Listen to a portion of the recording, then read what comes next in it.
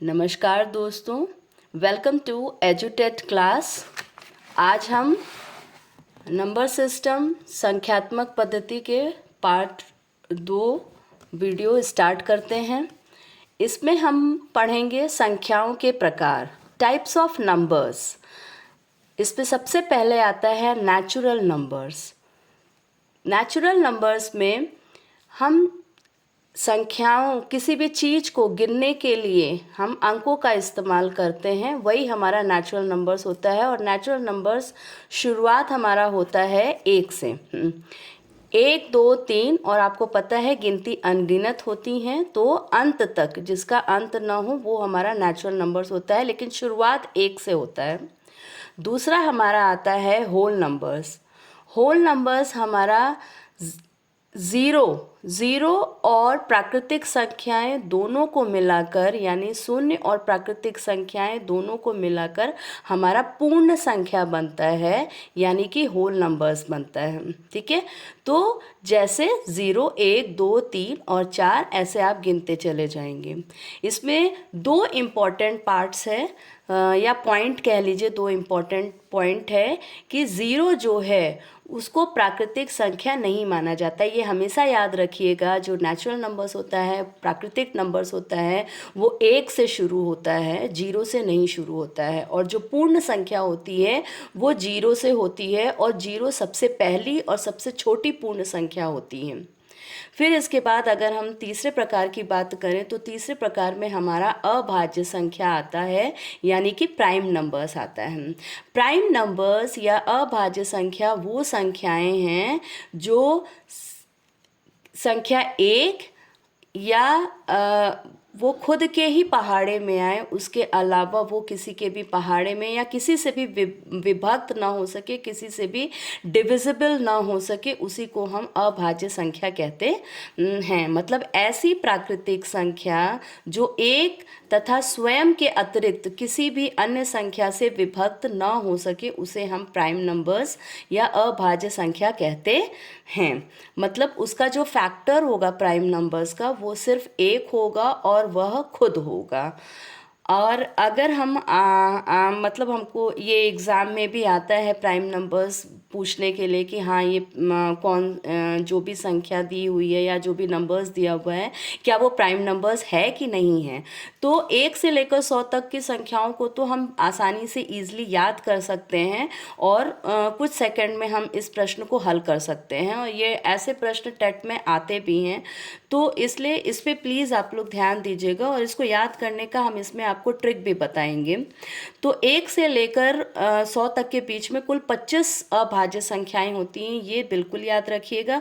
और वो 25 कौन कौन से होते हैं, जैसे 1 से लेकर 10 के बीच में 4 संख्याएं होती हैं, 2, 3, 5 और 7 ये हमारे प्राइम नंबर्स हैं। वैसे ही 11, 13, 17, 19, 23, 29, 31, 37, इस तरह से मैंने सारी संख्याओं को यहाँ पे अभाज्य संख्याओं को लिखा हुआ है। इसको एक याद करने का इस तरह से भी याद कर सकते हैं कि 1 से लेकर 10 के बीच में 4 अभाज्य संख्याएं हैं, 11 से 20 के बीच में भी 4 हैं, और 21 से 30 के बीच में 2 हैं। उसके बाद फिर 30 और 40 के बीच में 2 हैं, फिर 41 और 50 के बीच में 3 हैं, 51 और 60 के बीच में 2 हैं, 60 और 61 और आपके 70 के बीच में 2 हैं, 71 और 80 के बीच में 3 हैं, और 81 और 90 के बीच में 2 हैं, और लास्ट वाले 91 और 100 के बीच में 1 है। तो इस तरह से आप याद कर सकते हैं, 4 4 2 2 3 2 2 3 2 1। अगर ये वाली लाइन भी आप याद कर लें तो आपको तुरंत याद आ जाएगा कि हाँ इस लाइन में कितनी अभाज्य संख्याएं हैं। एक पहला ट्रिक तो ये हो गया है। दूसरा ट्रिक आप ये आसानी से याद कर सकते हैं, इसमें याद नहीं करना रहेगा, सिर्फ एक दिमाग से काम लगाना होगा। अगर आप 6 का मल्टीपल लिखते हैं, मतलब 6 का पहाड़ा अगर आप लिख लेते हैं और या उसका मल्टीपल लिखते हैं, तो पहले आप उसको लिख लीजिए, और उसके बाद आपको क्या करना है कि 6 में 1 जोड़िए और 1 घटाइए, तो उसके जो अगल बगल की संख्याएं होंगी, जो 6 के मल्टीपल हैं उसके जो अगल बगल की संख्याएं होंगी वो लगभग लगभग प्राइम नंबर्स ही होते हैं या अभाज्य संख्या ही होते हैं। जैसे हम एग्जाम्पल के तौर पे शुरू करते हैं। पहले हमको पता है कि 1 से 10 के बीच में 4 संख्याएं होती हैं, तो 2 और 3 ये हमने एक अलग से लिख लिया ताकि ये हमेशा आपके मतलब याद रहे कि हाँ ये अभाज्य संख्या होती हैं। अब यहाँ पे देखिए मैंने यहाँ पे 6 का मल्टीपल लिख लिया है। इसमें हम क्या करना है, 6 में 1 घटाएंगे तो 5 आएगा और 6 में 1 जोड़ेंगे तो 7 आएगा। ये दोनों ही हमारे अभाज्य संख्या हैं। उसी तरह 6 के बाद 12 आता है। अगर उसका हम मल्टीपल देखें तो 12 में हम 1 घटाएंगे तो 11 आएगा, फिर 13 आएगा। फिर उसी तरह से 18 में हम 1 घटाएंगे तो 17 आएगा, 19 आएगा।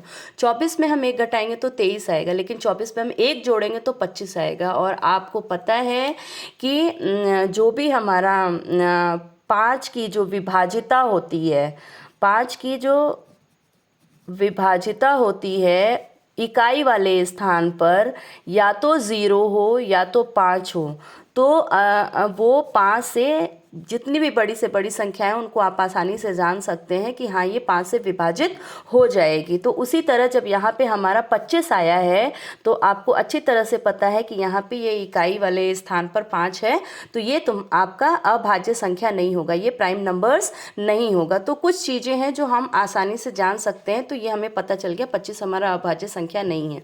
उसी तरह से हम यहाँ पे इस तरह से हम सारा प्राइम नंबर्स आराम से 1 से लेकर 100 तक के बीच में लिख सकते हैं। आप इसका चाहें तो स्क्रीनशॉट ले सकते हैं और इसको आराम से आप याद कर सकते हैं या ट्रिक के साथ इसको सॉल्व कर सकते हैं। तो ये हमारा अभाज्य संख्या का बहुत ही इजी तरीके का ट्रिक है। इसको आराम से आपको याद करने की भी ज़रूरत नहीं पड़ेगी और एग्ज़ाम टाइम में आप आराम से ईजिली जान सकेंगे कि कौन सा अभाज्य संख्या है और कौन सा नहीं है। और अगले वीडियो में हम अभाज्य संख्या का कुछ वो सूत्र बताएंगे कि 100 से ज़्यादा अगर ये बड़ी संख्या होती है तो उसको हम कैसे चेक करेंगे कि वो अभाज्य संख्या है कि नहीं है। ठीक है, अभी फ़िलहाल आप लोग इसको याद करके रखिए। फिर इसके बाद है भाज्य संख्या। भाज्य संख्या हमारा कंपोजिट नंबर्स कहलाता है। इसमें जो या वो संख्या है जो एक से अतिरिक्त कम से कम एक अन्य संख्या से विभाजित हो सके, उसको हम भाज्य संख्या कहते हैं। मतलब इसमें जो इसका फैक्टर होगा वो एक और खुद के अलावा उसके अलावा भी और भी संख्याएं हो सकती हैं, उसको हम भाज्य संख्या कहते हैं। या इस तरह से भी कह सकते हैं कि वो अपने पहाड़े के अलावा वो अन्य पहाड़े में भी आ सकता है, तो इस तरह से भी वो हमारा भाज्य संख्या होता है। जैसे 4 है, 6 है, 15 है, 20 है। 4 1 में भी आएगा, 4 में भी आएगा और 2 से भी ये विभक्त हो जाएगा। 6 है हमारा 1 में भी आएगा, 6 में भी आएगा, उसके अलावा हाँ ये 2 में भी आएगा और 3 में भी आएगा। तो आप यहाँ पे देख रहे हैं कि 1 से ज़्यादा संख्याओं से ये विभाजित हो रहा है, इसलिए ये भाज्य संख्या कहलाती है। नेक्स्ट हमारा संख्याओं के प्रकार में आता है सम संख्या और विषम संख्या। इनको हम बहुत ईजिली तरीके से समझ सकते हैं। सम संख्या वो संख्याएं होती हैं जो 2 से पूर्णतः विभक्त हो जाती हैं, उन्हीं को हम सम संख्या कहते हैं। और विषम संख्या वो संख्याएं होती हैं जो 2 से पूर्णतः विभक्त नहीं हो सकती हैं या विभाजित नहीं हो सकती, उनको हम विषम संख्या कहते हैं। इनको भी याद करने का एक बहुत ही आसान तरीका होता है। अगर हम किसी भी संख्याओं के वंस प्लेस पे देखें या इकाई के स्थान पर देखें, अगर वहाँ पे 0 है, 2 है, 4 है, 6 है, 8 है, तो वो सम संख्या कहलाती हैं। और अगर इकाई या वंस प्लेस पे 1 है, 3 है, 5 है, 7 और 9 है, वो हमारी विषम संख्याएं कहलाती हैं। इसमें भी कुछ इम्पॉर्टेंट पॉइंट्स हैं जो एक एक नंबर पे या क्वेश्चंस पूछ लेते हैं एमसीक्यू टाइप में। तो एक न तो भाज्य संख्या है और ना ही अभाज्य संख्या है, ये हमेशा याद रखिएगा। एक ना ही भाज्य संख्या और ना ही अभाज्य संख्या है। और 2 सबसे छोटी और एकमात्र सम अभाज्य संख्या है, ये याद रखिएगा। 2 सबसे छोटी प्राइम नंबर्स है, मतलब ये सम है, इवन नंबर है, लेकिन ये प्राइम नंबर है। और 4 सबसे छोटी भाज्य संख्या है। ठीक है। उसके बाद हमारा आता है जुड़वा अभाज्य संख्याएं, इसको हम ट्विन प्राइम नंबर्स भी कहते हैं। ये कौन सी संख्या है? दो क्रमागत अभाज्य संख्याएं जुड़वा अभाज्य संख्याएं कहलाती हैं। मतलब हमको दो अगल बगल की जो हमारी अभाज्य संख्याएं होती हैं, आपको आसानी से याद हो चुका है 1 से लेकर 100 तक के बीच में कौन कौन से प्राइम नंबर्स हैं। तो जो आसपास अगल बगल की क्रमागत मतलब आगे पीछे की जो संख्याएं हैं उनको हम संख्याएं नहीं सिर्फ कहेंगे, अभाज्य संख्याएं हैं उनको हम जुड़वा अभाज्य संख्याएं कहते हैं। तो जैसे हमारा एग्जाम्पल हो गया 3 5, 5 7, 11 13, ये हमारी अभाज्य संख्याएं हैं। अभाज्य संख्याएं, इसको हम को प्राइम्स भी कहते हैं। ये ऐसी दो प्राकृतिक संख्या है जिसका अगर हम मस निकालें तो एक ही आए या केवल एक उभयनिष्ठ गुणनखंड हो, उसी को हम अभाज्य संख्या कहते हैं। जैसे 2 3, 4 5, 8 9, ये सब हमारी अभाज्य संख्याएं हैं। तो आज हमने आप लोग को बताया टाइप्स ऑफ नंबर्स या संख्याओं के प्रकार के बारे में। नेक्स्ट वीडियो में हम आप लोग को क्वेश्चंस का प्रैक्टिस करवाएंगे। टेट एग्जाम में कैसे कैसे नंबर सिस्टम पे प्रश्न आते हैं, इसको हम आप लोग सॉल्व करके दिखाएंगे ताकि आप लोग को अच्छे से नंबर सिस्टम समझ में आ सके। Thank you.